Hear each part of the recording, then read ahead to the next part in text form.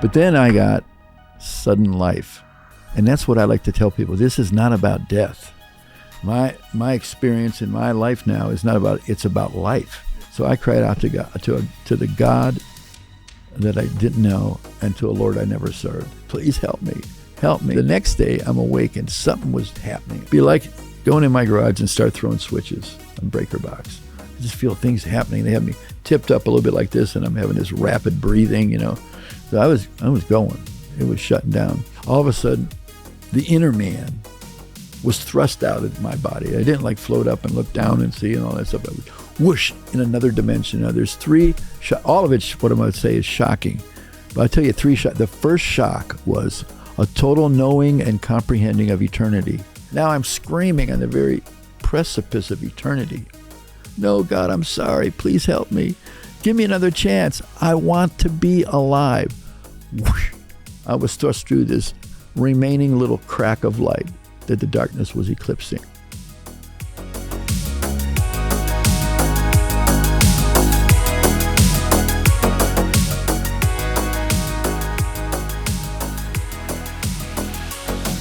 The history of our Earth is so different from what we can imagine. Enjoy the journey. The Smithsonian, that if they found out about a large skeleton somewhere, was to go get it. I'm going to assume at least one person is right, because if one person's right, it busts the paradigm. It all goes back to the fallen cherub. And the problem with the modern day church, they have a very truncated view of the supernatural. This backdrop that's just pregnant with all kinds of meaning associated with this Mount Hermon event. Welcome to Blurry Creatures. And this guy defects from the kingdom. That's a big deal.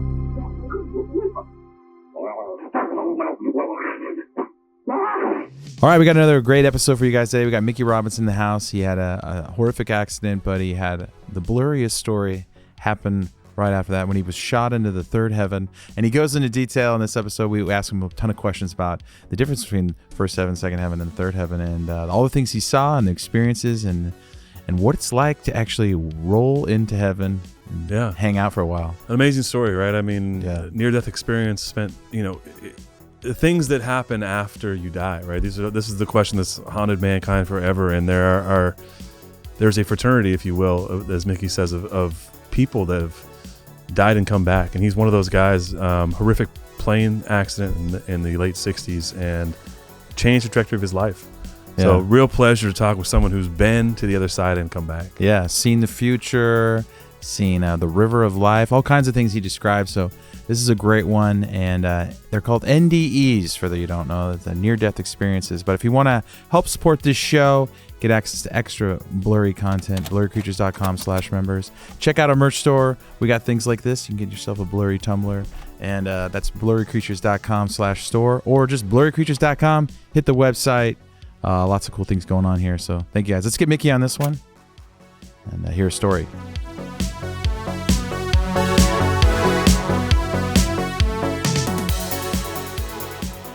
Welcome back to Blurry Creatures. We're back here in the basement with Mickey Robinson. Sounds like a baseball player.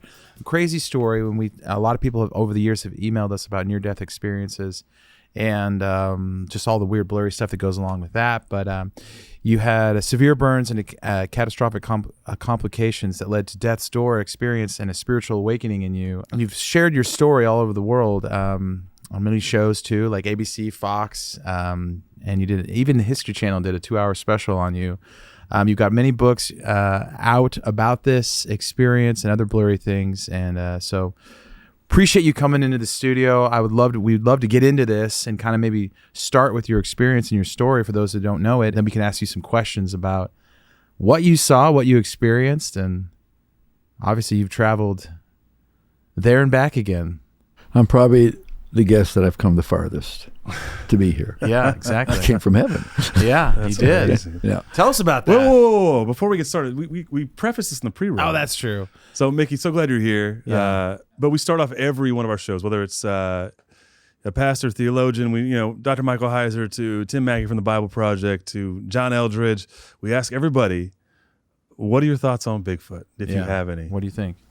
I'm very curious. I'll tell you why. There's still things they're discovering even with all our technology, like creatures in the ocean. Yeah. They're still discovering. And it's a big world, even in the wilderness area. Now, we did a thing for many years up in Montana by Glacier Park. Very cool. It's called Revival in the Rockies. And it was a guy that he really believed in Bigfoot, and he came there and he parked and he was camping, but he knew that we were there, but we weren't connecting. He hung meat in trees.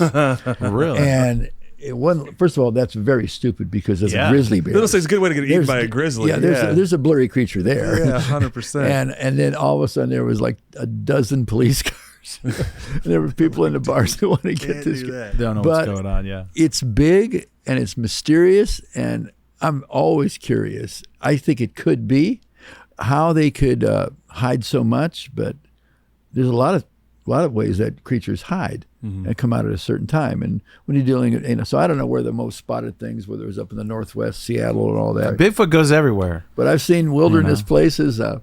Really, I've been in wilderness, but I just was recently up in Northwest Ontario, Canada, to a First Nations. And you talk about wilderness where people don't go. I mean, if creatures wanted to be private, there's all kinds of places they could go.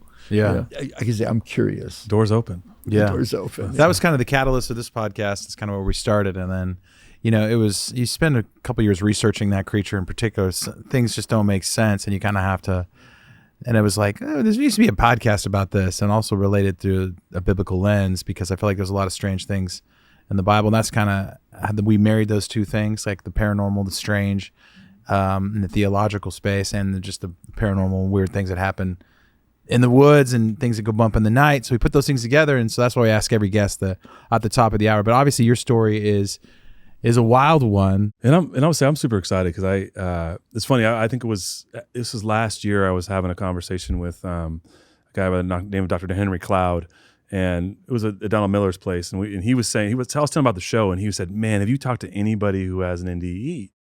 And I said, "No, we actually haven't done that." Which is a near-death experience. Near-death experience, right? And he had said, "I'm so into this lately because these folks have gone, and there's thousands of these people who have reportedly gone to heaven, died. We've got one, and this is the first time. Maybe the first time we're talking to somebody that's been to the other side. And so, start wherever you want. Like we kind of on the pre-roll talked about how you grew up in Cleveland, the Cleveland, Ohio area." But start wherever you want. We'd love to hear a story. I know you have a book. It's on the table here called Falling into Heaven, which is your story about death and return. But take us where you want to take us.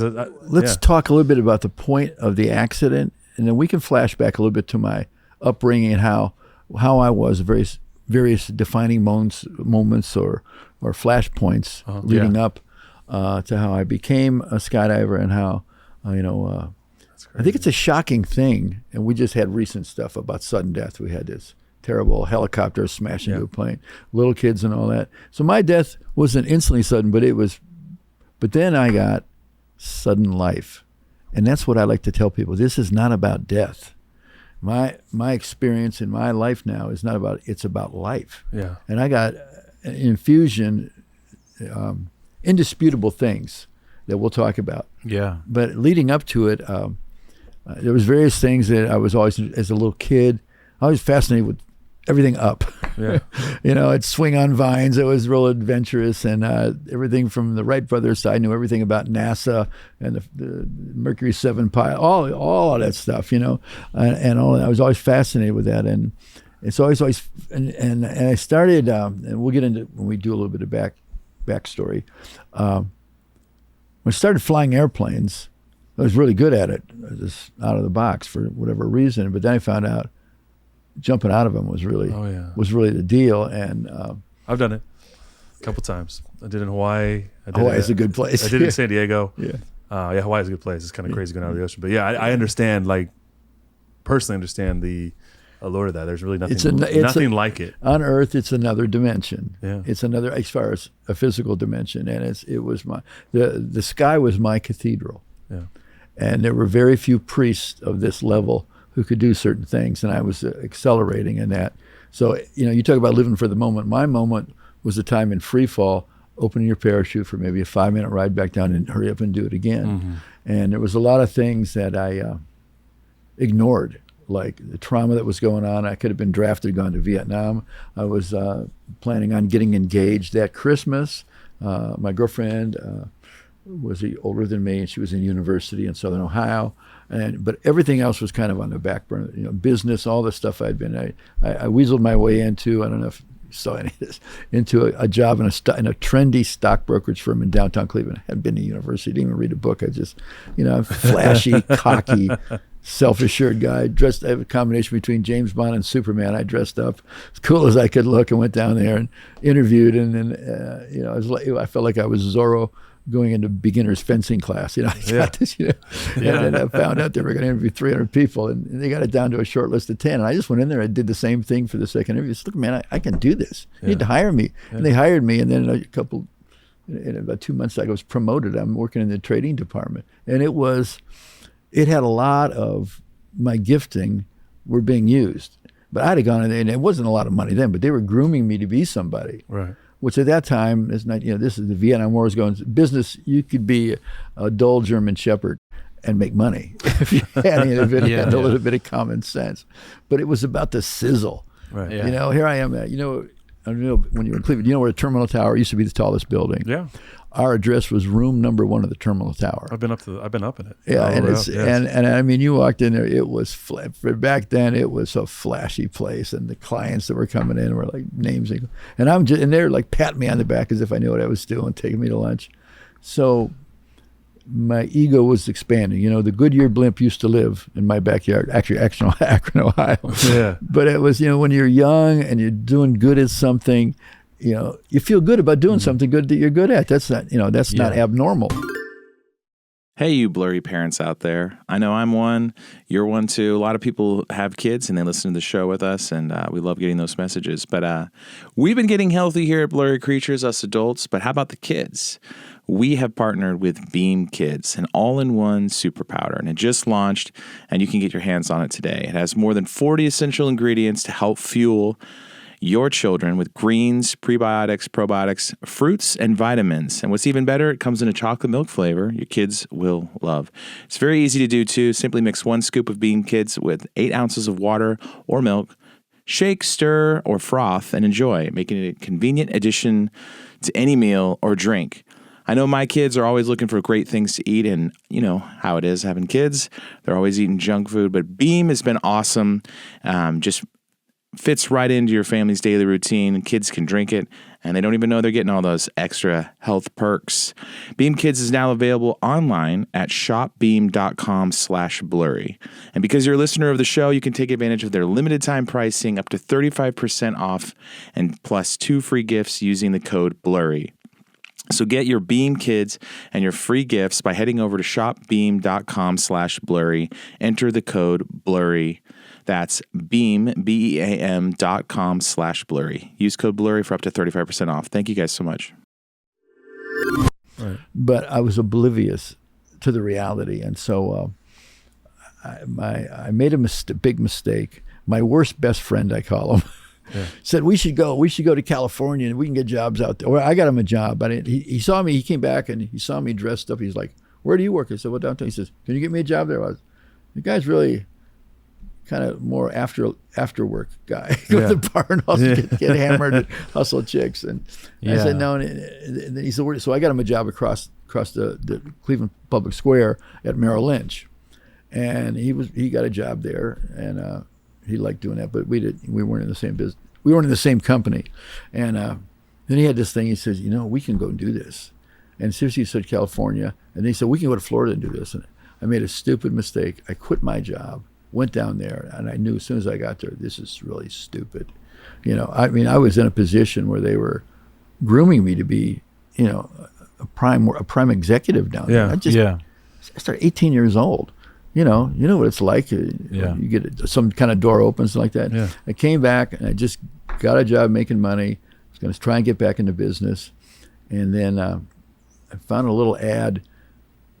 Take a flying lesson for $5 in Medina at that little field down. I went up there and I was really good at it, and I started doing it. And then I went down to the Cleveland Sportsman Show. It's a big sportsman exhibit. I'm sure you guys know what they're like. I mean, it's a giant hall and all this. And I'm looking for this I saw it actually in a James Bond movie called the Benson Gyrocopter.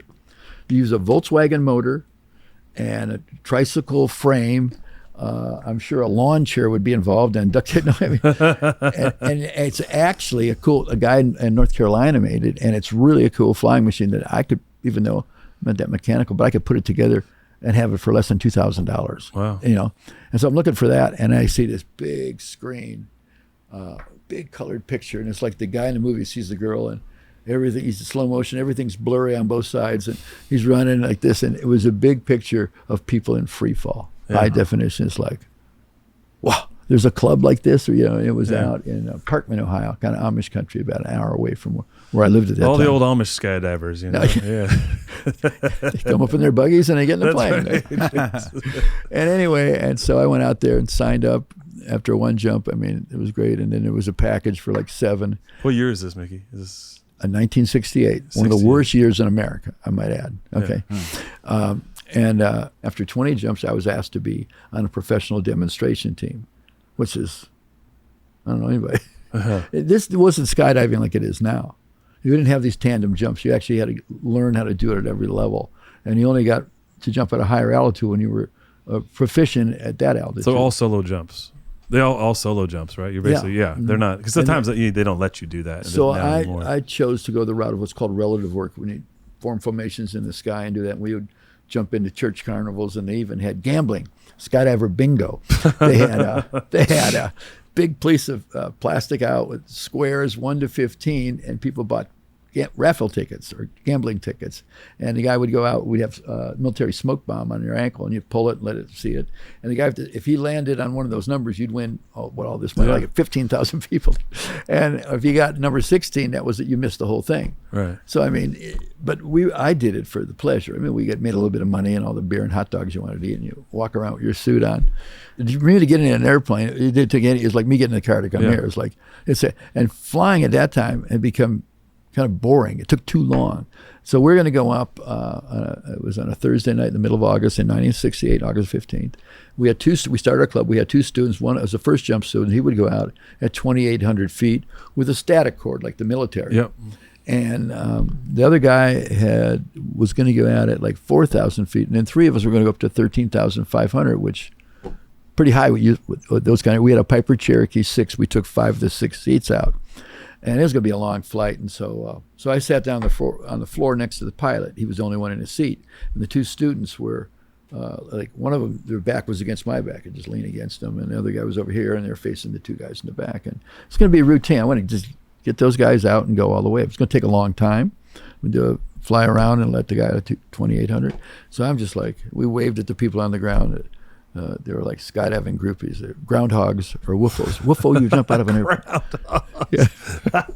They're like the old skydiver groupies. That's we liked them, but they really wanted to jump, just never got together. Yeah, and we weren't. And I was not obnoxious. I was just so into this. Yeah. I mean, I was like, you talk about, I don't like to addicted or obsessed, but one guy said, well, you were addicted. Yeah. I was doing something that gave me, free fall is a good name. When I was falling into freedom from the past of having an abusive father and different things that were weird and different things like that. And for that moment, I felt like I was free. Yeah. Open the parachute and, I'd do it again. It was... Yeah, it was your passion. It's what you're into. Yeah.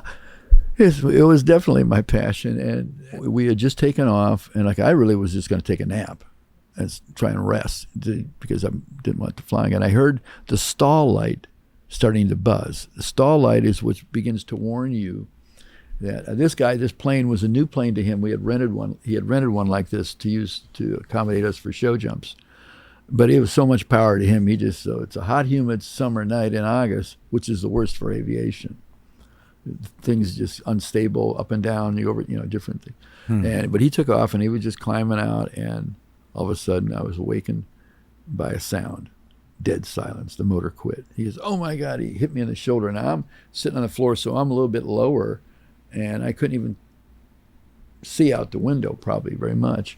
He said, we're going down. And, people say, well, to recover from a stall in normal flight, you just lower the nose and gain airspeed. but not at less than 100 feet in the air and going like 100 miles an hour. And when you lose lift, you just started up. When you lose lift, you're not flying. Right. There's no gliding. It could be, you might as well be in a pickup, Yeah. So it came down. We hit a tree right next to me where the wing joins the fuselage. And, my face stopped my body going about 100 miles an hour, right against the instrument panel. We cartwheeled a couple of times and it wedged into the ground. And I don't remember, the last thing I remember is what the pilot said, "Oh my God," and he hit me, he said, "We're going down." I don't remember the crash, and I don't remember the start of the fire. So there was confusion. There's two students, they went this way, they banged their faces against the two other guys. And one guy, Steve, ushered them, get them out of here. And Dan, who was really my partner, he started the club. He's the one that started the club that I joined. He was the closest, but he was the last one out. The pilot was in a seat, and it was wedged under right there. They couldn't have got him out even if, there was a fire, but that came. But even if there wasn't, it would take a long time to get him out. Anyway, he got out, and the plane exploded. Now, the fuel in these kind of aircraft, there's in rubber bladders, 2 on one wing and 2 on the other. We had drained the left wing, so for the sake of less weight. But the one on the right and it opened up, so there was a hole torn in the fuselage over here. All this fuel, aviation fuel, was splashing all over me and inside, and it exploded, and I'm on fire from head to toe. And for some stupid reason, I did not put my helmet on, maybe because I thought it was going to be a long flight, and so everything was soaked. And now my back was protected because of the parachute, and I had my jumpsuit on and all that, but I had my legs sticking out this opening, and with this hand I'm pulling, trying to get up, but something had me caught. And so my chariot of pleasure became my funeral body. And Dan got out, he heard screaming, he went back inside and grabbed me by my parachute harness, and it's one of these superhuman things. He tore them out. That's 2,000 pounds tensile strength. Wow. Those straps. Pulled his thumbs out of his sockets, of course, to get on the ground. They rolled me out. It's hard to put it out. And he said, "Get up," because they're waiting for the empty one to blow. Now, he said, "Walt, undo your seatbelt, I'll be back for you." They couldn't have got him out, and he was burned alive, the pilot. Wow. And he said, "Go, get away." And so I he said, "Mick, get out of here." And so I took a few steps, and I remember falling over backwards, very blurry, and hit my head, and I went to put my hand to see what happened. I looked, and the back of my head was stuck to the palm of my hand, and I just went back down. Next thing I know, I was in an ambulance, racing away to the closest little hospital they could get me to. And for the first time in my life, although I was raised in the Catholic Church, so I'm in church since I'm an infant, and I'm not trying to cast asparagus on the Catholic Church, but I never met one person or had a real encounter. So I cried out to God, to the God that I didn't know, and to a Lord I never served. "Please help me. Help me." It's the most common prayer that breaks through the floor of heaven into this throne, is help in any language. And I get there, and they let my mom, somehow they got a hold of my mom, and she was there for a minute, and then they got me into surgery or whatever, and I don't remember that. And they didn't think I'd make it through the night, that I would just keep sinking into shock and just expire, But I woke up. Hey guys, if you're out there and you're as busy as us running around, well, then you need some help. I know right now for us, we're doing events, we're doing live podcasts, we're also in the studio a lot and trying to make members content. So we're busy. And one of the ways that we have helped ourselves is working with Home Chef. Home Chef is #1 in quality, convenience, value, taste, and recipe ease. They basically send you these meal kits with pre-portioned ingredients, with quick 30-minute recipes, oven-ready options, and right to your house, right to your front porch. And I did this. They sent it to us, and it was great, actually. I threw it in. I did the recipe. It wasn't that hard, and it really helped me out after a long day of getting blurry. And, all the creative things we're doing here, anything you can do to save time. And I know you guys are busy out there, running around, helping your families, and just extra time is awesome. And extra money as well. And they say that it's very economical. Home Chef customers save on average of $86 per month on grocery. And with meal planning on the back burner, not just your time, not just the money, but you're saving your time by going in and out of the grocery store, dealing with these long lines.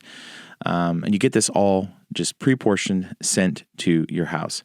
I really enjoyed the meal that I got. The meat was great. I was actually really surprised. The meat was tasty. Usually in these home, you never know what the meat's going to taste like. And if you're a big barbecue guy like we are, The meat was awesome. And they even give you a binder that you can put all your recipes in. It's pretty awesome. So we recommend it. For a limited time, Home Chef is offering our listeners, Blurry Creatures listeners, 18 free meals plus free dessert for life. And of course, free shipping on your first box. Go to homechef.com/blurry. That's homechef.com/blurry for 18 free meals and free dessert for life. Homechef.com/blurry. You must be an active subscriber to receive free dessert. And they let people come in to see me. Basically I thought maybe to say goodbye, like family and friends. But then the worst thing about these kind of injuries, so I had a brain injury, a contusion of my brain. I was blind in my right eye. The eyelids were just burned off and rolled back. When they put the oxygen mask on my face kind of slid off over here and fell on the ground. Oh my gosh. And my partner, Dan, was a little hysterical. The guy that rescued me punched the guy, Wow. the paramedic, and took out his jump master's knife and cut the mask off and put the hose in my mouth and held it as we were flying to the hospital. And massive burns everywhere, contusions. But the worst thing is the stuff they tried to protect, and they did everything they could. Massive infection ensued all over my body, inside of my body. I for some reason, didn't inhale flames when I was screaming. I don't know how, because this was hot fire everywhere. Yeah. I kind of a little bit remember like waving like this as plastic was melting and sinking into my body. But I don't remember if it hurting then, okay? Maybe because of the shock or whatever. Right. And but what happened in a short period of time is I lost 45% of my body weight. And what they didn't know, after they got me in there in intensive care, they would give me food, and I would chew it up, and it would go down and it would come flying out. They thought I lost the will to live, and I was thrown up on purpose. But the lower 5 inches of my esophagus, I didn't know it. I was born with a hiatal hernia that I didn't know. So when I was in a coma, those hydrochloric acids washed back and digested down to the diameter about like a cord you pull a string on. Food couldn't go through. So on top of everything else, I'm dying of starvation. Wow. And the amount of evaporation just with this kind of sores, open sores, and then they do skin graft and all that, burns up, a doctor told me, it was a friend of mine, 1 liter would be 6,000 or 7,000 calories. So that was happening about so you're just 5 times that day. So it burning up 40,000. It's like massively working out and then not eating, right? You're just wasting. Well, it just began to, and then my body began to eat my own muscle for food. So I went down. I mean, I was at 92 pounds. I had holes from beds, bones were sticking through, open sores. So they brought out, I don't know how much you were familiar with Cleveland, but Case Western Reserve is a pretty famous education hospital. Yeah. They brought a specialist in from there, and he listed all the medical language things about 5 or 6 fatal complications. He said, there's simply nothing that can be offered this young man. Just basically wait for the mercy of death to take him out. Yeah. They knew I was going to die, even though they were trying to do everything that they're supposed to do. I was in a coma. And this is, I mean, you could stick a scalpel in me, I wouldn't know it. You could stick a fork in me, people say that. But I wouldn't move, I couldn't see, I couldn't hear, none of that stuff. This doctor came up alongside my bed. I could tell you what he was wearing. He had my chart with him, like on a clipboard. He said, he was talking to a nurse on the other side. Now, I can't move, but my spirit evidently could see him. Wow. And he said, when this patient, Mr. Robinson, dies, I want you to completely sanitize this whole area because there was stuff all over. And I want you to bring this guy Clark and another patient in intensive care. And I'm thinking, no, what are you talking about? Yeah. And so I tell you people, could see this. You're saying I tell people, if you go to the hospital and the people say they're gone, they can't hear you, talk to them like they're there because they can hear you if they're still there, and they can even make decisions. You can speak life to them. So I tell them all, and I do that all the time. Wow. Don't act like they're not there, because they could be they could either get really jacked up or be sad. Right. Yeah. Anyway, and so that happened the day before. So the next day I'm awake and something was happening. I could be like going in my garage and start throwing switches on breaker box. I just feel things happening. They have me tipped up a little bit like this, and I'm having this rapid breathing, So I was going. It was shutting down. And suddenly, and I was burning up with a fever, but they couldn't do like ice packs or alcohol because that was raw. Just so much of my body was raw. They're doing patching skin grafts, which a lot of areas were disappearing where they could do that. I would burn up with the fever, and they had like a vinyl thing underneath the sheets, that had a cold fluid circulating through it. So I'm burning up and freezing at the same time. And just, all this rapid breathing, my body probably trying to bring oxygen in, whatever. All of a sudden, the inner man was thrust out of my body. I didn't like float up and look down and see and all that stuff. I was whoosh in another dimension. Now there's three, all of it, what I'm going to say is shocking. But I'll tell you three shocks. The first shock was a total knowing and comprehending of eternity.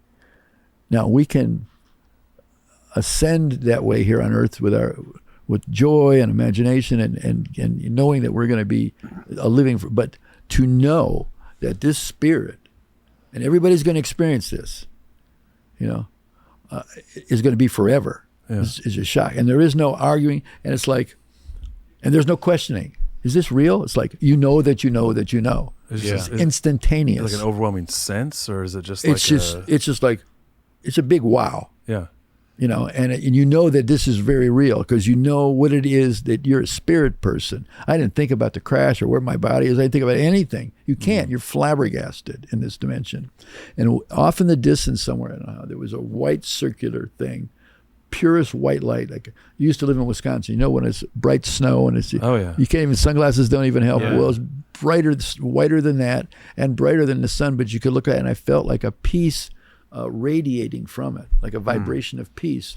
And so I'm traveling like on an upward glide path. I always think of aviation sometimes. And as I'm getting there, and everything about this is more amazing than Earth. The colors, everything, but it was mostly black. And then I came close to this thing, and I looked. I said I felt like a pressure. I don't know on my right side. And I looked into something that was blacker than black. I had a multiple revelatory understanding. It's eternal. There is no bottom to this abyss. That if a person goes in there, it'd be like me taking you and putting you in a swimming pool full of black ink. You'd be super conscious, knowing you're going to be super conscious forever. You'll never see anybody, say anything, hear anything, know anything forever. You'll know that, and you will desire anything and everything, knowing you will never get anything. It's called the outer darkness. It's terrifying. When there's weeping and gnashing of teeth. And as it was closing, as I'm almost to this white portal, this white opening or whatever it is. And it began to eclipse it, like closing like this. Get down to like this, and I started screaming the same klutzy, desperate prayer that was in the ambulance or in 2 a.m. in intensive care when they give you the largest legal dose of pain medicine. Doesn't do anything. You're going for an operation, you're going in, you don't know if you're coming out. I say, God, please help me. Now I'm screaming on the very precipice of eternity. No, God, I'm sorry. Please help me. Give me another chance. I want to be alive. Whoosh. I was thrust through this remaining little crack of light that the darkness was eclipsing. And I'm standing now what the Apostle Paul calls the third heaven. He said, I know a man 14 years ago, he was talking about himself in the third person. And he didn't want to brag. He said, I was in the body or out of the body. I don't know. I think it's when they stoned him outside the city. And I think he had a near-death experience. However, and the next shocking thing I want to tell you and all these people is in my conscious mind, and I'm talking about very conscious, is that I had never done anything wrong and never experienced one thing bad. Even getting scared and having a little muscle memory thing. It doesn't exist anymore. Oh. And you know how we hear where it says in the Bible that God forgives our sins and forgets it. Well, I'm living a new life, but I still have memory with other stupid things I did. Right. I can laugh at some of them now. Some of them, whatever. It's like it never happened. That's washed. Everything's washed. It's hidden. All my bad stuff is hidden in the cross, and now I'm emerging into this redemptive place, which there's no memory of doing. And you're not going to say, well, I want. People that say they went to heaven, they say, well, I have to go back. I want to talk to people, or I want to check my mail, or feed the. It's like they weren't really in the first heaven. There's a second heaven, a place of delusion that people have been to, and that it changes their life. Near-death experience usually changes people's life. Yeah. Ernest Hemingway was grazed in World War I, and he said it's like he took a handkerchief out of his pocket, and he just kind of went on and went back in. You're saying you have an out-of-body experience, but you're still on Earth. Doesn't mean they're having they have a life-changing experience. Yeah. But some people do not have a God encounter experience. And then I have the contrast of seeing these outer darkness. And why was it like that? I think, Luke, it was like my life history from the time I was born until I cried out to God. I was a dead man. And God gave me a space in which I could repent and ask for his help. And now this was the answer to that. So that's what I think it was. Wow. It was, even though I was biologically obviously alive and I had a spirit, but my spirit was dead and not connected to it was dead in terms of connecting to the Lord. And so now I'm what was it like? Well, and how long was it like? Well, we'll get to those questions. Yeah. Well, first of all, ask me a question. You know, back in the day, E.T. was trying to call home from the woods.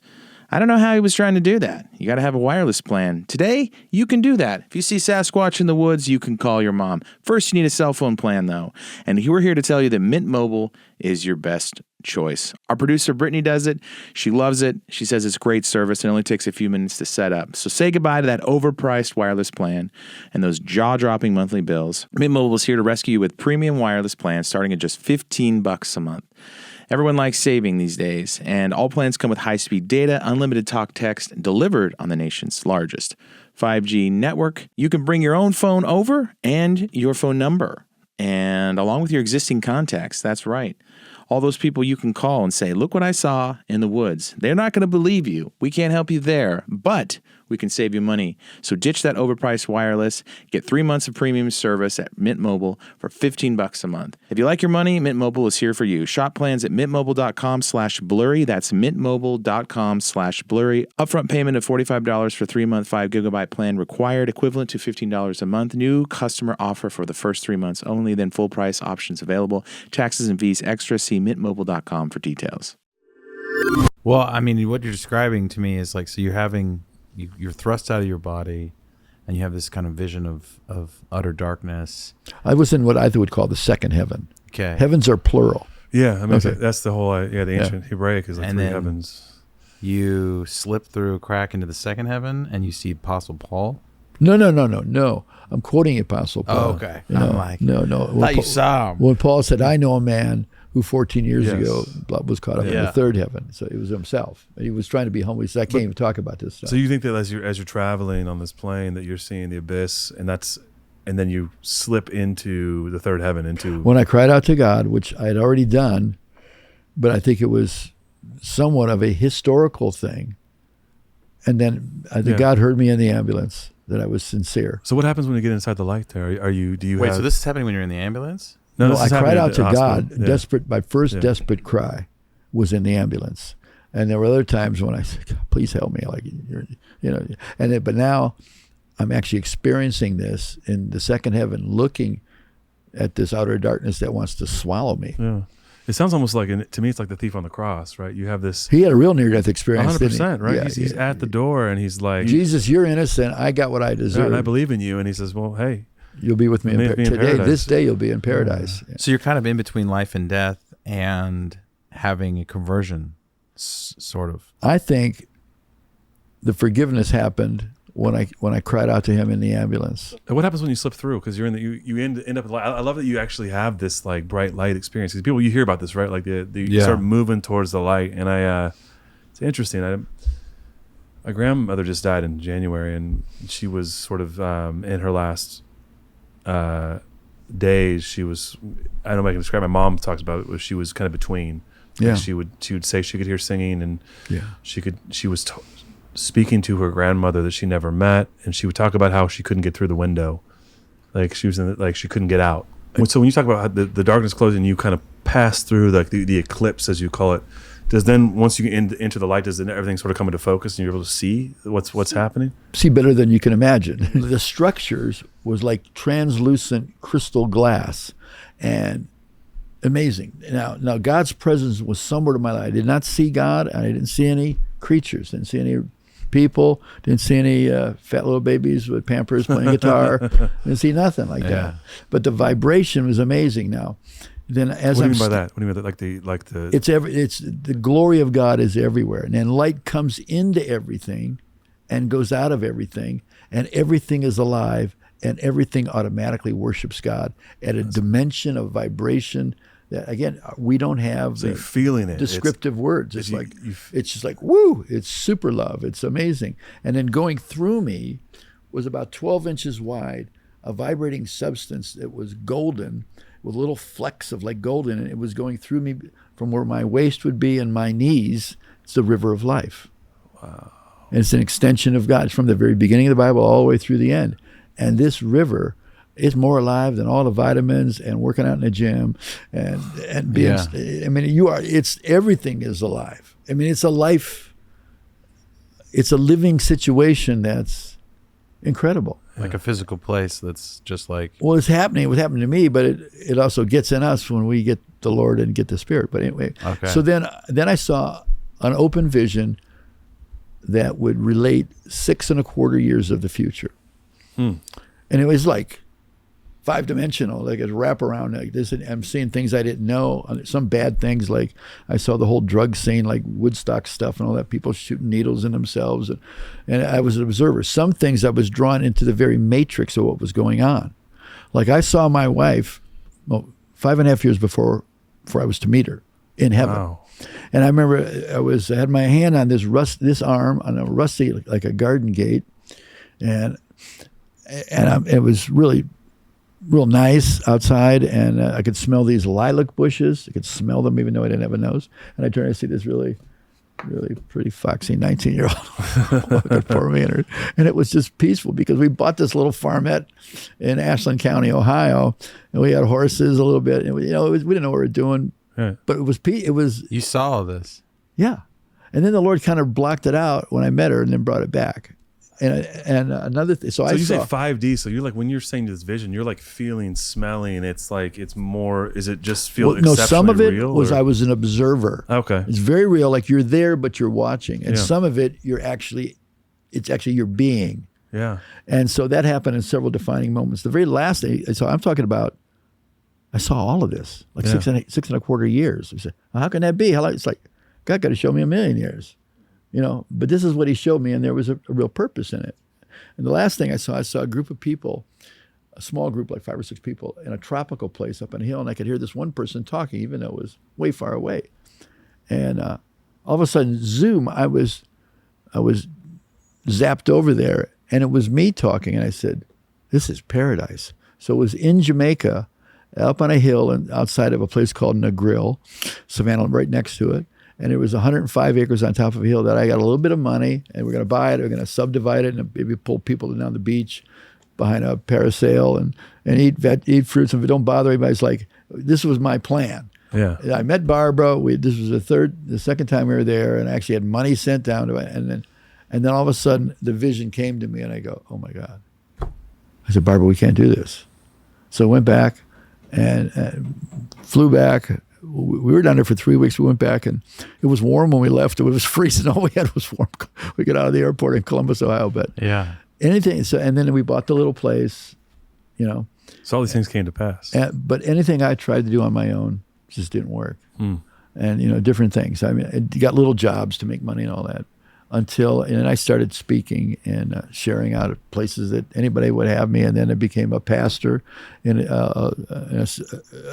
another pastor in a little place in a college town, Ashland, Ohio, and then a number of years later to another church in Butler, a little town outside of Mansfield, Ohio, a town of 800. And we have people come from. We were the cult. We had rock music, tambourines, and all this stuff, and all of that, and outside of Mansfield, Ohio.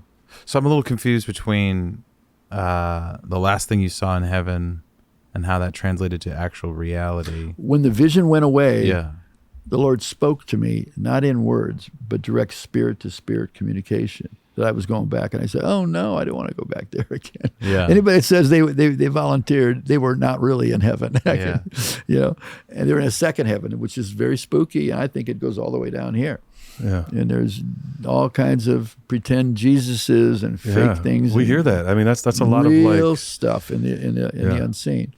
And you experienced that for like very briefly, like the second heaven. Well, I went through there to get to the third heaven, and I went back. So when the Lord spoke, I started drifting, and I went down, and I didn't really see much going back in the second heaven, but I could feel my spirit go through the roof of the hospital. Wow. Like if you were a spirit, it would be like going through a bushy tree. You could feel that kind of touching you, sink into my body. and I woke up. I could see out of this eye because this one was blind, Yeah. and hear out of my ears. And I woke up, and I heard myself worshiping God in a foreign language that I know nothing about. And when I thought of it, it stopped. And then around the bed, I say that there was like I don't know how many, there was doctors and nurses looking at me. And I had the ability to know everything about them. They were terrified. They were so scared. And they had to go change their Pampers. I mean, You were telling them? No, I could feel it. I could tell. Because of what they saw, they were going to have to write down. The guy who's dead came back. And I felt bad that they felt bad. Huh. I'm just as screwed up, just as had all the same fatal complications. Yeah. But I was so full of the love of God that I experienced wasn't a memory that I would never forget. That love was inside me, and that river of life that was so real was now inside me. I loved it. Here I am. I'm as screwed up as you can imagine. Pain, unquenchable, no hope for the future. Yeah. And yet I'm full of life. And I felt bad that these people felt bad. And so there was a lot of stuff. Well, they felt bad that you were still you were alive again because of they were in complications. shock, and they didn't know, something scared them badly. Oh. So I was on death's door for another 3 to 4 months. Like one of the pictures that you showed there, that's about 4 months after the accident. Huh. So what do you think they saw? That when you came back in your body, what do you think that their experience was? Do you think they could hear you? Well, first, the main doctor was blown away. He was happy. He told me after they did, the neurologist came in and put the electrodes on, so I had dead nerves in both legs in the front. He said, you're never going to walk normal again. And the only thing that wasn't totally, this was second-degree burns here. I pulled myself over and said, I am walking out of here. And I wasn't being funky. Somehow I just knew. Wow. And yeah. So I didn't actually. I took a couple steps. You can see them on some of the pictures that you'll put on the post-production. I took a couple steps. It was like I climbed Mount Everest and won the Olympics all in the same day.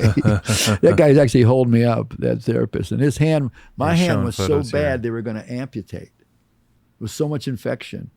But he's going to die anyway. We'll just leave it on. Thank God. Yeah. They thought that. And those legs, they're like broomsticks. Yeah, you lost so much of your body weight. And the nerves were dead. You guys know enough about about that. They don't come back. If they do, it'd be very slow. And so middle of May of 1969, I was in they moved me finally to a rehabilitation. I could tell you more.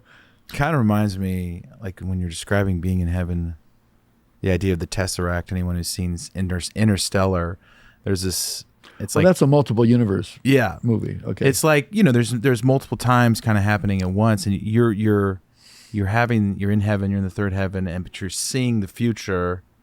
Is it like how are you able to visualize that? Is it like a movie? It was like a 4K movie. Okay. And some of it, like I said, I want to stipulate that some of it I was an observer. It's not I was there somewhere looking at, and some of it I was part of what was going on.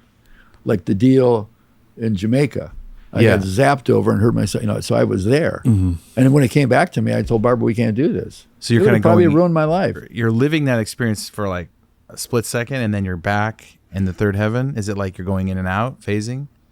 No, after I saw that and that open vision dissipated, the presence of God was there. I didn't see him, but he spoke in this supernatural language, just spirit to spirit. And I left the third heaven dimension. I must have passed through the second heaven, and my spirit sank into my body. What was that sensation like? Do you feel that coming back into your body? Yeah, I can feel it. Feel my spirit. It's like when they beam up on Star Trek. Yeah, things materialize. So I'm flat on my back, looking up, and there was one of those circular ventilator things on the ceiling. Yeah, and I could see out of this eye, and I woke up and I'm alive, and I'm full of the Spirit of God and full of this love. This is like the most wonderful, stupid love. You love everything. Did they tell you do you know how long you were dead for? Or those records aren't there. I do have the discharge records with this specialist making all these comments that there's nothing that can be done. Yeah. Did they try to paddle you? I don't know, because in the 60s, what were they doing? Were they just letting you go, or was it they tried to resuscitate you at all? They weren't going to try. Yeah, I mean, because your condition, they basically thought that was happening anyway. Yeah. But I came back without it. Yeah. And then, there was critical stuff that happened where I could have died.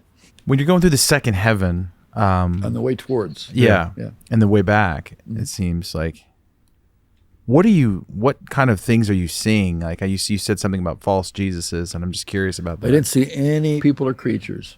I saw this dimension, and it's eternal.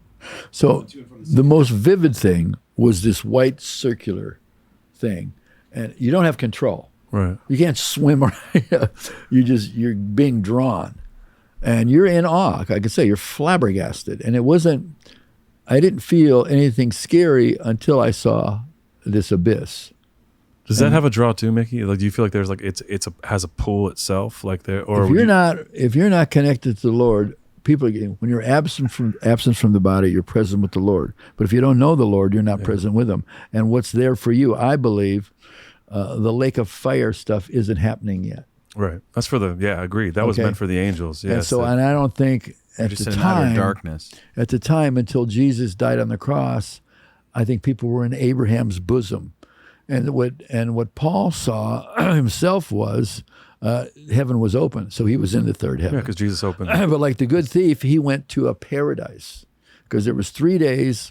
Well, it says that, you know how the veil, when he died, the veil in the temple, which could have been 6 inches thick, was torn from top to the bottom. The writer of Hebrews says he is the veil. Mm-hmm. So when he was torn, heaven was open. Yeah. When he appeared to Peter, James, and John on the Mount of Transfiguration, he's got Moses on one side. I always felt bad for Moses. I mean, my God, take these people, these weird 2.5 million people, and he can't go in. It's awful. Right.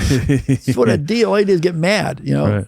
And then you got Elijah, who, you know, he's walking on the other side, and they're asking Jesus, when is the time of your demise? So there was a crack in the dimensions. They saw Jesus glorified, shiny clothes, and they're like this, and they look at him. And then Peter, being the big mouth that he is, interrupts them talking. Can you imagine? It's really cool that we're here. We'll build one tabernacle with 3 tabernacles. And then a cloud comes out and says, Peter, just cool your jets. Listen to Jesus. They didn't understand what it meant. He was preparing them because he said 8 days before that, some of you are alive here are going to see the kingdom of God. You know, and so for me, it's experiential. Like I had heard of the kingdom of God. Yeah. And I heard of Jesus, and I heard of miracles in the Bible, but it wasn't happening. And I didn't meet anybody or see anything until I called out to God when there was no hope. Mickey, let me ask you this, because it's interesting. Like the thief on the cross thing resonates, and also your story. Like, does this change your idea of how salvation works? Because I think if we've grown up in the church, right, it's like you pray the sinner's prayer, but obviously for you, did that happen? I mean, that's what I'm going to ask you. So you raised in the Catholic Church to the point of your death on that day. Do you have this salvation moment, or do you feel like that's, as you said, the salvation moment is you crying out to God? Because that's a paradigm shifter for people that be like, oh, I didn't say the prayer, I didn't do this thing. Because we're kind of in this. People, we're going to be surprised. Yeah. At the people that aren't there, that are pseudo Christians, nominal Christians, or some other form. Specific about that, right? I didn't know you. Or the people that we think shouldn't be there.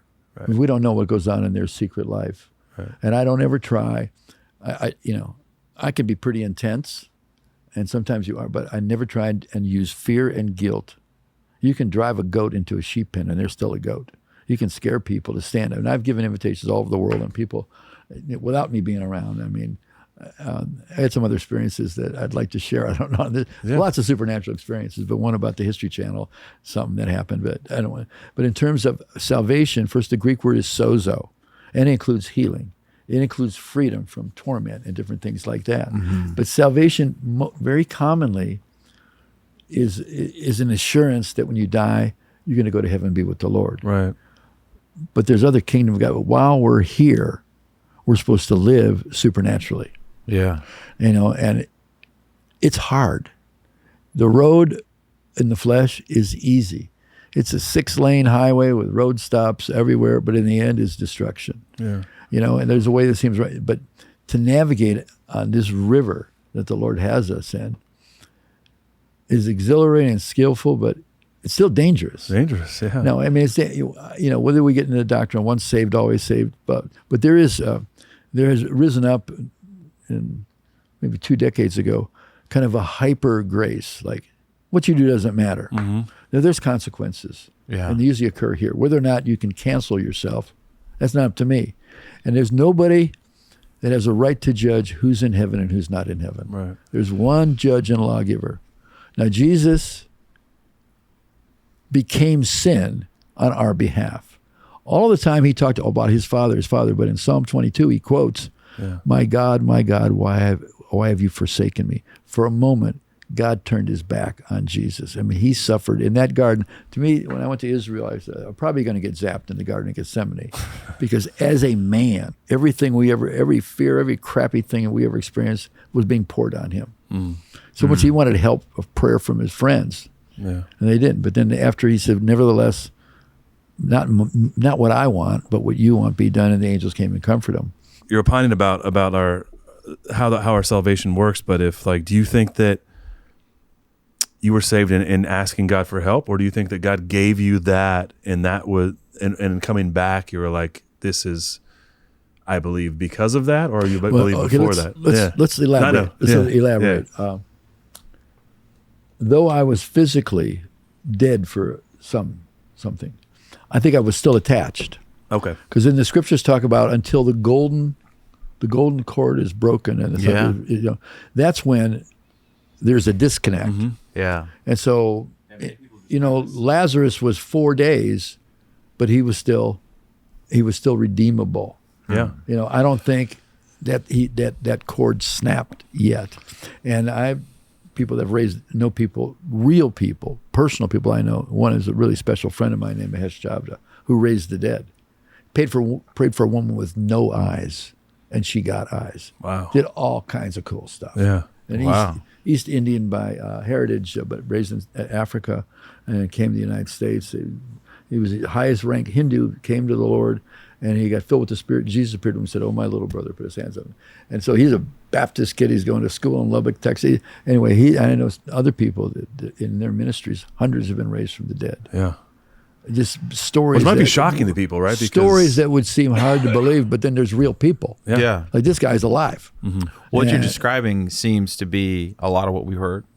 Some people will talk about astral projection going out of their body, but if we're in a physical world, and the supernatural invades the impossible. We pray, let your kingdom come on earth as it is in heaven. Yeah. And so when we have some people don't even have a bit of knowledge about this. Yeah. And somehow God touches them. We have a woman following Jesus. She's unclean because she has an issue of blood for 12 years. Tried to get healed, went to doctors, spent all her money, and she's low to the ground, just touching. Jesus didn't know she was back there. He didn't know that was going to happen. Jesus had to operate on earth mostly like we do. As a man. Yeah, as a man.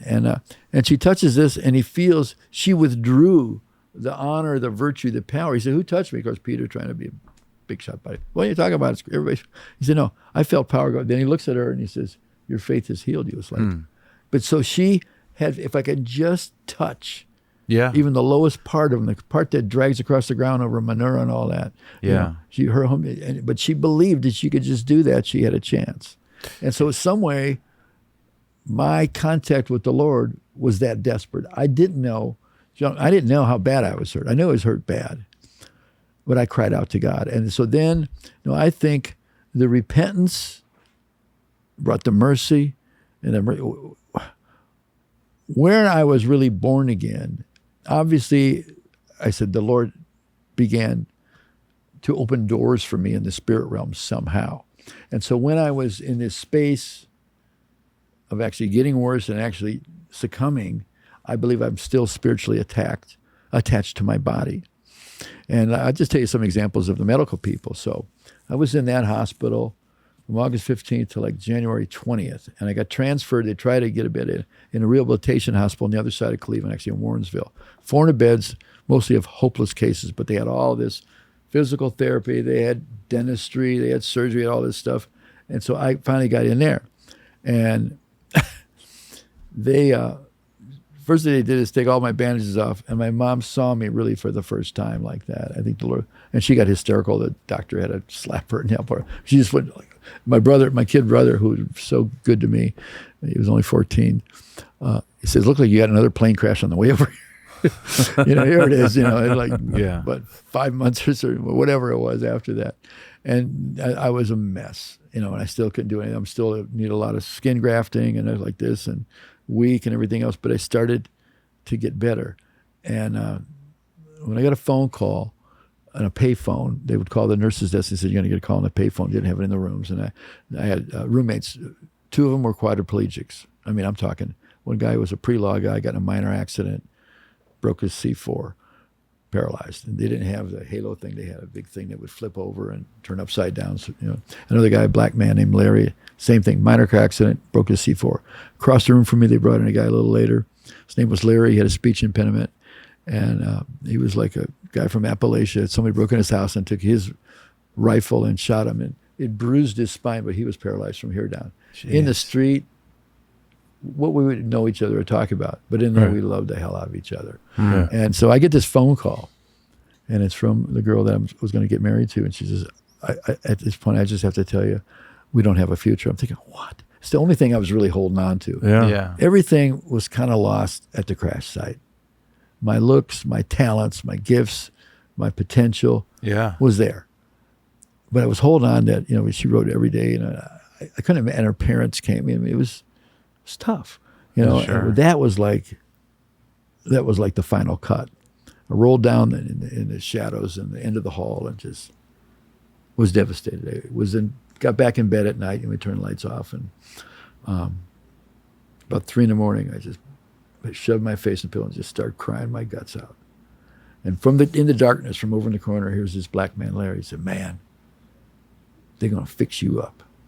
You're going to be out there in the street doing your thing, man. You're going to be all right. And I felt waves of the same love of God. From this guy, I don't know anything about his spiritual life, but God used this guy. And as soon as those words hit me, I started stopping crying. Mm. And something happened.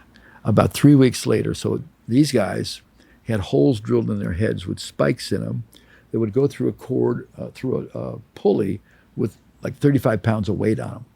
It's about the same time at 3 a.m. in the dark, I hear clang. And I turn on my light and hear his things pulled out of his head. His head is resting on a little pad like this. As a paralyzed person, you give a muscle spasm. If his head fell off, that's it. Yeah. He'd been dead. He just had a bone graft, but it was still healing. So I dragged myself across the floor. I mean, I still can't walk. I pulled myself up, turned the light on, and with this hand on one side of his head and this bandaged hand here, blood pouring through my hands, I'm yelling, nurse, I'm screaming, nurse, nurse. His life was in the palm of my hands. He basically spoke words to turn me around and to give me comfort. Yeah. And now 3 weeks later, I'm holding. This is life. Yeah. This is kind of life. And so then after that relationship, I knew that was over. My healing started to accelerate. I can't explain it. It's not blaming her or anybody else for anything.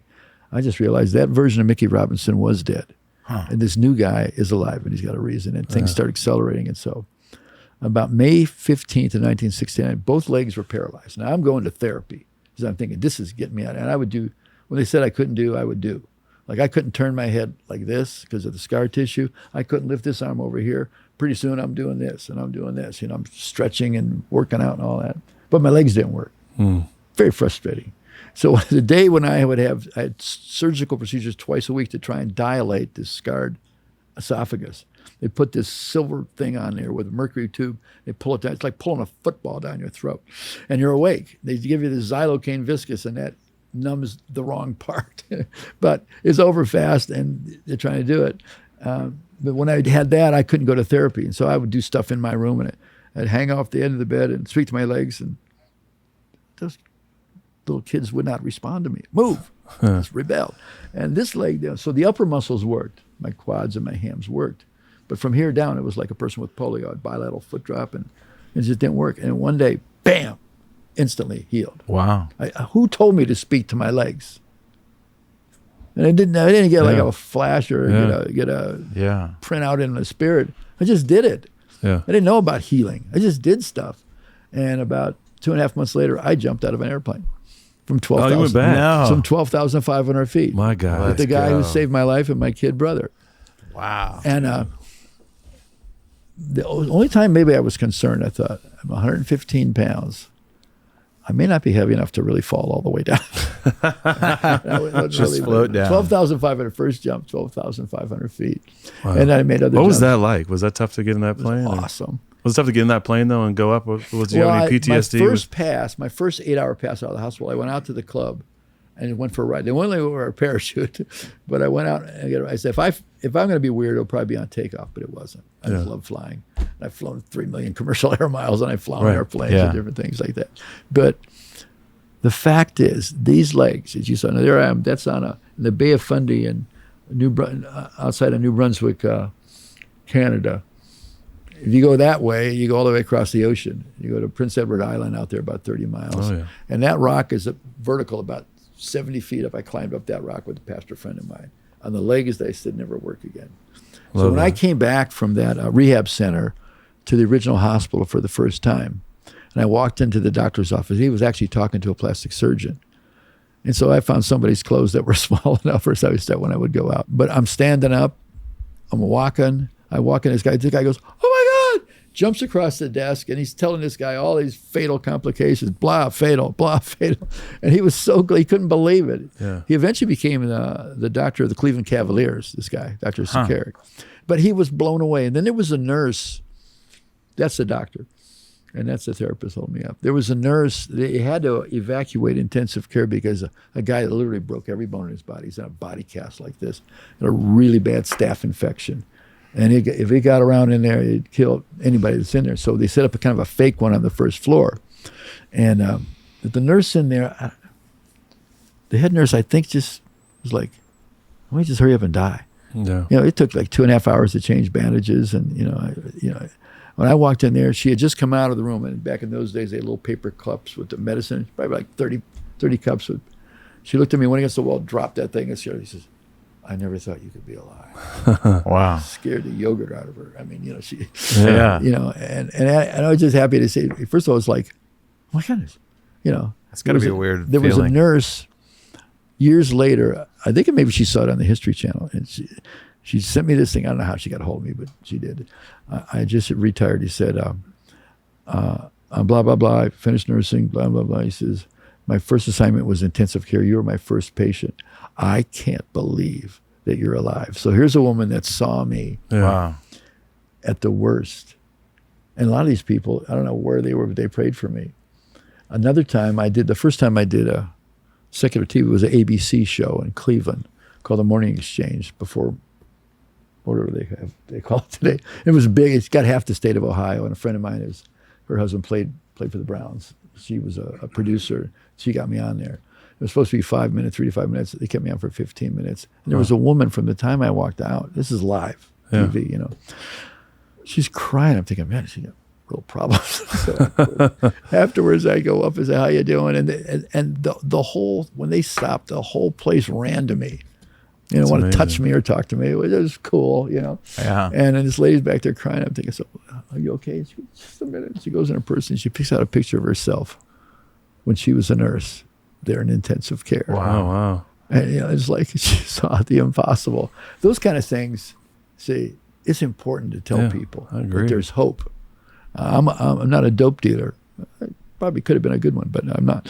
I'm a hope dealer. And in fact, in any language, people know that there's some kind of hope. Yeah. How long or how quickly, I should say, after your experience, you started telling people about your experience in heaven? The first person I really told it was a skydiving buddy. He never, any national championship, but he always won a gold medal. He was a buddy of mine, and he didn't know me that much. Knew me a little bit, and then he went away to Wisconsin Dells. Mm-hmm. Beautiful place. To make 3 jumps and then run around. You got free food and a place to stay and run around and chase girls, you know. Right. Yeah, and so he was away when I started, but then afterwards we became friends and we trained together and did things and all that. So I told him all about this stuff, you know, and I remember there was one of the guys on the plane named Steve. I said, you know what? He's got a black rose tattooed on his chest. So how'd you know that? Because he was embarrassed. He never showed anybody that. But I must have seen it, like when I was in intensive care. My spirit must have seen it when I was in intensive care. Yeah. So, I mean, I think everyone's probably wondering, like, you had, so you have this memory of these visions. I mean, do you remember everything of your heaven experience when you get back? Yeah. Oh, I sure do. And it's pretty so memorable. It doesn't come in waves. What about when you meet your wife? When you meet Barb, how does that? Yeah, you tell her, hey, I saw you from heaven. He gave me Holy Ghost amnesia. Well, the first time I met her, which was in Brecksville, her house.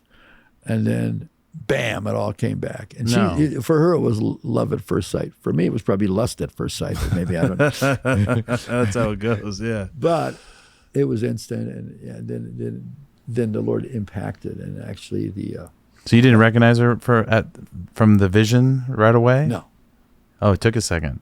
Yeah, because the Lord was dealing with her and dealing with me. And Yeah. If you would have known, you would have messed it all up. Yeah. So how does that vision come back to you? How do you remember that you'd seen all this happen before? He brought it back. Just like you, The just Spirit one day. brought it back. Interesting. Yeah. And there's other things there's supernatural things that happen to confirm certain things and help develop our spiritual lives to this day. I mean, these last couple of years, my wife was diagnosed 5.5 years ago with stage 4 ovarian cancer. Death in the face. Yeah. No warning. And went through we had, I don't know how many people praying. A lot. And I don't even know. And doing a certain protocol with a guy I want you to have on as a guest. His name is Jordan Rubin. This certain health thing. And she's not in remission. She's cancer-free. Wow. But it was a battle. So it was COVID, schmovid, man. We were busy. Yeah. We were busy in the Lord and having a good, focusing on that. And so there's different, but in the last few years, I probably have had more hunger for the Lord, experiencing more, hanging out in the Word, more in the area of prayer and worship, more I want to be closer. I don't believe that we can have some religious beliefs, sinless perfection, but we need to get rid of any junk that can come up. Yeah. Because we need to walk in the light, and there are major leaders getting blown away. Stupid, scary things. And people believe all kinds of stuff. The most important thing is to really having a knowing of the centrality and the importance of the Lord Jesus Christ. Yes. Knowing the Father and the real Jesus and God the Holy Spirit. Because the promise, ultimately, even from Abraham, was the Holy Spirit coming. Yeah. The promise is Messiah, who then provides the promise. He says, one's coming greater than helper. Me. The helper. My last question would be, what are some misconceptions about heaven that are out there kind of floating around? With people's imagination. There's one guy I knew here, he was a cool guy in charge of a big ministry with Word Records, and he says, he thought it'd be like the Masters. Our imagination, and of course, and then Don Piper, who did 90 Minutes in Heaven, his experience was different. He was an ordained pastor, and he got just whacked by a semi, and somebody started singing Amazing Grace, and he woke up. But what he saw in heaven was a lot different, but there's certain aspects, and he did a really good, right in the foreword, he said some things about that. We're part of a certain cadre of people. It's like fraternity. I've really seen this. And the first time I ever heard of an NDA was a woman on the 700 Club called Betty Malls. She was 16, and she had some kind of massive, real pretty and life together, massive infection that was unstoppable. And she died, and they pulled a sheet over her head, and her father came in, but it was a break time where they have to go report the different shifts, so there was nobody in there. And he goes in and he goes, "Oh my God, oh Jesus." He pulls the thing, it's his daughter, and she's dead for like a half hour, and she's in the glory, and like block letters coming up, it's him saying Jesus, and she slides down on those letters and wakes up. That's wild. And she was so beautiful about the way she said, no exaggeration, very personal. And so obviously there was a reality. There's some things, but there's some people that, there was a lady who was wrote a book, and she actually saw a fake Jesus, changed her life, sold millions of copies, but she saw a fake Jesus. There's nothing to worry about. There's no judgment. Everybody gets to go in heaven. You don't have to worry about it. And she was speaking into, her life was changed, obviously, because she had this, but she saw a fake Jesus, an angel of light. Right. And she had unbelief things. And so some things start out right, and then they build a religious structure out of it. Mm-hmm. And again, people that confess Jesus and are really loving and serving him, I'm not going to try and take my experience and say, no, I'm the better way, or I know the better way. I want to encourage anybody that can be encouraged, but there's some things that are really wrong. Like there's... If it's in conflict with what the scriptures say, then you have a problem. Well, there's people that have real wisdom in other belief systems. Right. There's people that exercise faith. There's salesmen that exercise faith, but they're not in the Lord. Right. And there's other truths that people embrace in other religions, but They're not God. Do you think a lot of those come from the second heaven that you were talking about? Like these entities, these bigger... That I do believe when it's a real spiritual encounter that a spiritual leader has, it's directly influenced oftentimes by an entity from the second heaven. It's not like people should be looking for another spiritual master. They should look at the master of all spirits. Yeah. There's only one, real one like this. And they come up with names, but like, as a kid, I heard about a supreme being, but none of the people that were teaching that actually had it, very much. Well, I bring that up because a lot of times people will see these entities. They come on our show and tell their experiences, and it comes with the light. I felt good. I felt love. All the things but where's Jesus in all of that? How do you know you're actually talking to the real deal versus a fake, a counterfeit? Real. Yeah. Although the other's persuasive, but once you've really heard the real, it's hard. And you still have to test the spirits and send the scriptures to see what's of God. Yeah. There's convincing things, but it's got to have I'll tell you the one thing that can't be imitated is the real love of God. And the enemy he has no grid for it. He has no grid for redemption because Jesus didn't die to redeem 1/3 of all the angels that fell. He didn't die. And the angel says, they're saying that we get to see things the angels long to look. I think some of the angels are saying, well, it must really be cool to be a human being because, they're observers. They're fellow servants with us, according to Revelation 19:10. When John's so freaked out about all the supernatural, he starts to worship an angel. He says, cool it, man. I'm a fellow servant. Yeah. Worship God, for the testimony of Jesus is the spirit of prophecy. And I think that's it. But what cannot be imitated is the real love of God. Because I've had it on earth. Obviously, the love in heaven, the undiluted, pure love of God is one of the other big shocking things that I experienced. Undiluted, no filter, no comparison, and you're part of it. Well, thanks, man. This has been huge.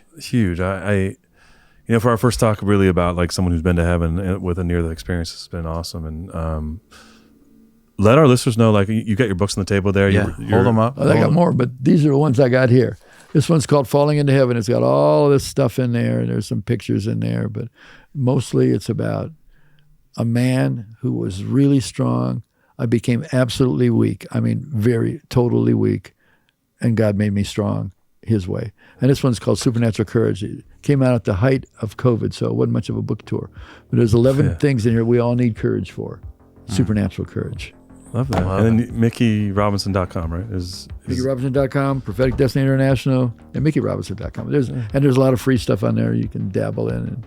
But I want to tell you guys, this is the new news. This is the new communication. Yeah. And I celebrate what you're doing. I get anybody to help. I got people that will be good guests. Sure. But you people that are listening, he said, a lot of them are listening and seeing. It's better if you watch, but...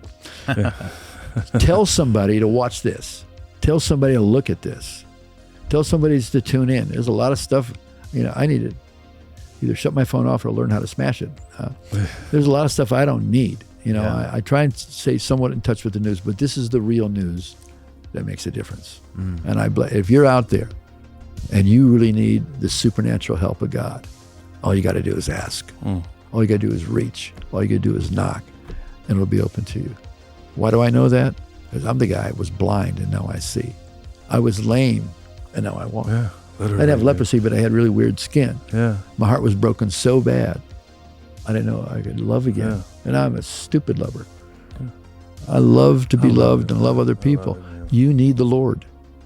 And I'm glad to tell you about it. That's it. Thanks, man. Sticking to it. Thanks so much. That's awesome. It's been an honor. Yeah. To have you, man. It's cool how you can...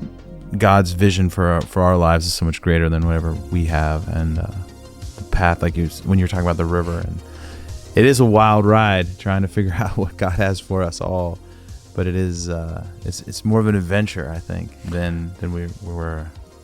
Sometimes we have to be brave to set out on that adventure. Yeah. It's a good way to put it. It's an adventure. We don't want people.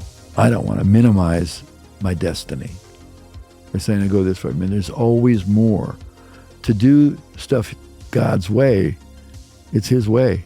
And you can slip back into, okay, I know how to do this now. It's like, and the joy is like, we get to do this. Yeah. And it does keep you in awe. It gives you a reason to be alive. I don't think of myself as being old as I am. I mean, I figure it like this. I don't want to have a midlife crisis because if we have eternal life, there ain't no middle. So right. I'm just not going to have that. There you go. Well, Mickey, thanks for the good word for our listeners, and hopefully, I think it's a good reminder for us. Sometimes we get into the weird weeds and we kind of forget what we're doing, and it's always good to get pulled back into the reality that this is all. It's a great story. We're all a part of it, and I just like your presentation. So thank you. Thanks for coming on. You guys are cool. Thanks, I Mickey. love doing it with you. Yeah.